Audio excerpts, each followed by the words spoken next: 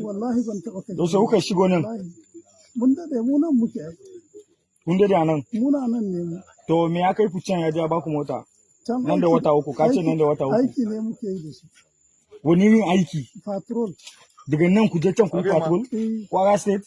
Wallahi.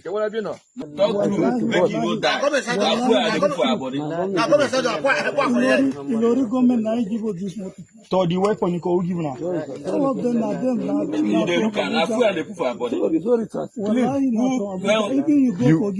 You go Abuja, go collect the weapon. Babangida, yes. Now for Abuja, you go collect the rifle. I've been for Ilorin. How you take no sense from Abuja? Me, I know because we there with them. The video tells the story of kidnappers terrorizing Kwara State in recent. Armed men, faces tense, bodies flat against the dusty ground, hands tightly bound behind their backs. AK-47 rifles lie nearby.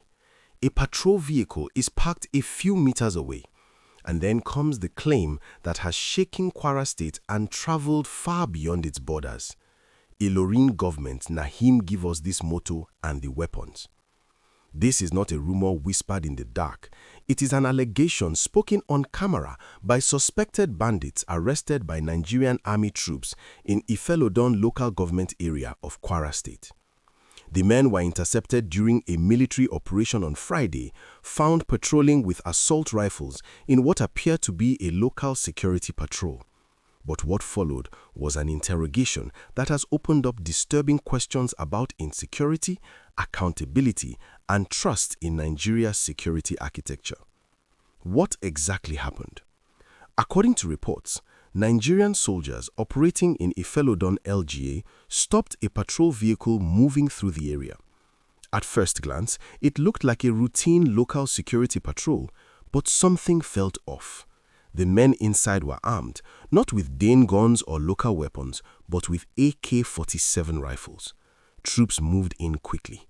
The suspects were disarmed, restrained, and taken into custody. In the video later obtained and circulated online, the men were seen prostrated on the ground, hands tied, as soldiers demanded answers. Then, the story took a darker turn. One of the suspects, speaking in a mix of Hausa and Nigerian pidgin, insisted repeatedly that neither the rifles nor the vehicle belonged to them. "We have been here for quite a while. We are using the vehicle for patrol. Wallahi na the truth I did tell you," he said, his voice shaking but firm. Ilorin government na him give us this motto and the weapons. They were the ones that gave us the rifles. We did not collect the rifles ourselves. As soldiers pressed further, the suspect tried to distance himself personally from the weapons, shifting responsibility upward. "We are not the ones that collected the rifles," he said. "Nah, our Oga collect them. I know because I was with them. We go patrol many times with them, including Oga Victor. All of them are involved. The weapons are theirs."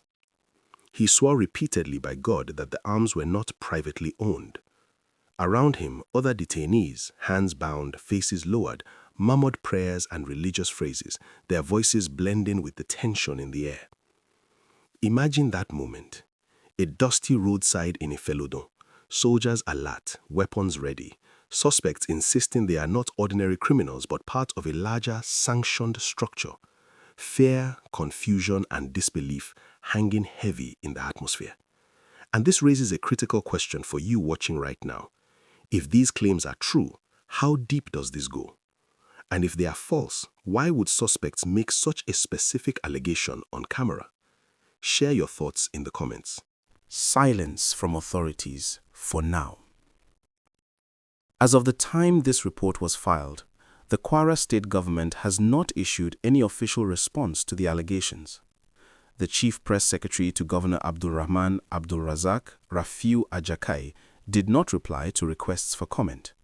The state police spokesperson Adetun Ijiri Adeyemi also did not respond. The Nigerian Army, for its part, has yet to release a formal statement clarifying the circumstances of the arrest or addressing the claims made in the video. And here's where the story gets deeper. This incident did not happen in isolation. A state already under pressure, Kwara State has been battling rising insecurity, particularly in Edo, Ifelodun, and Ekiti local government areas. Armed bandits have intensified attacks on communities, churches, and schools. Fear has crept into daily life. Parents worry when their children leave for school, if schools are even open at all. At the peak of these attacks, the state government took the drastic step of closing down schools in affected areas to protect students. Security reinforcements were deployed. Governor Abdulrahman Abdulrazak announced the recruitment of additional forest guards to support security agencies operating in the state's vast and difficult terrain. Forests that once served as farmland buffers and hunting grounds have increasingly become hiding places for criminal groups. Communities living near these forests describe sleepless nights, strange movements, and the constant anxiety of not knowing who is watching. For villagers in Ifelodun, seeing armed men in a patrol vehicle might not raise alarm. It could even bring relief. Security don't come.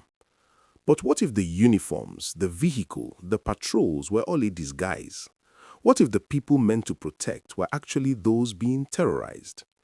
Please like this video and subscribe. Your support helps us share important stories responsibly. National implications and a presidential response. This development comes at a time when insecurity is a national emergency.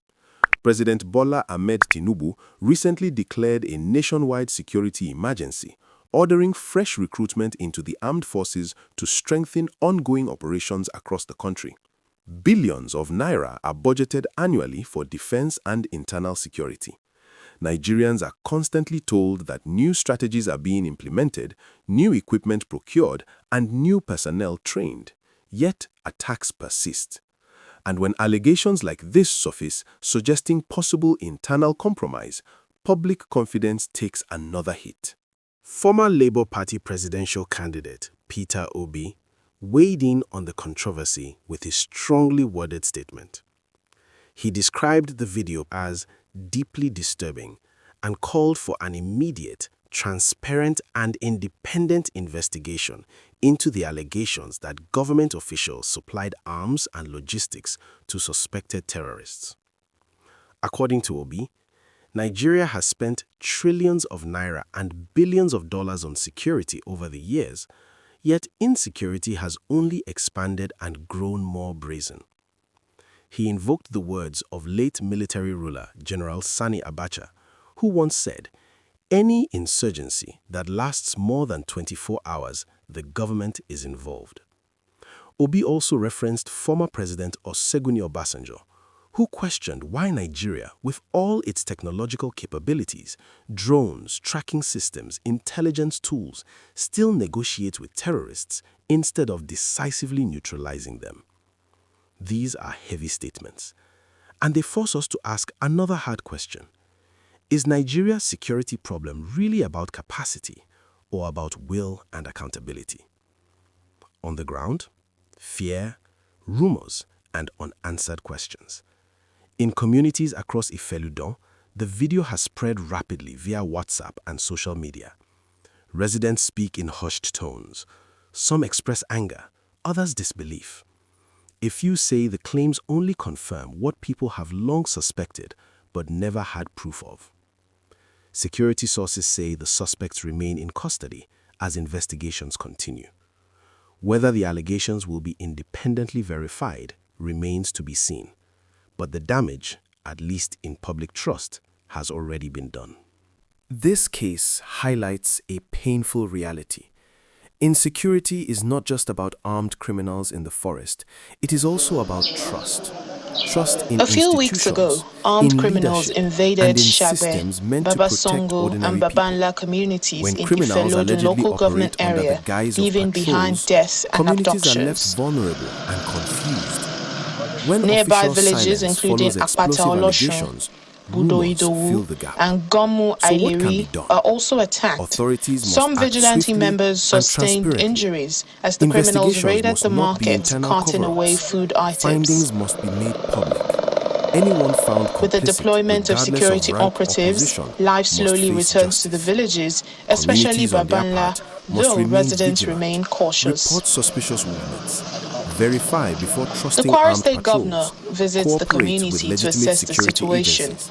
At the palace of the citizens and traditional viewers, ruler, the staying king laments the informed painful matters. impact of the Please attack like this video and urges the government to subscribe so you take don't over miss surrounding updates on forests stories for that economic affect our use, collective which he safety. believes will help end On a such dusty attacks road in that were Ifelodun, never a experienced in the simple area arrest before turned now. into a Then, national Governor conversation Abdurrahman about Abdurazak, insecurity in and company of top accountability. security chiefs, Whether the commends suspects the are lying security or telling the operatives truth, and local one thing is vigilantes clear. for their Nigeria resilience. cannot He afford sympathizes with ambiguity when it families who comes to lost loved security. ones and assures that Lives are at sustained stake, security measures are trust in is place fragile, to prevent and further silence attacks. is dangerous. I do understand Until the full truth comes out, the vastness Nigerians will of keep the asking terrain and the questions, forest here and the and they challenges deserve it answers. possesses.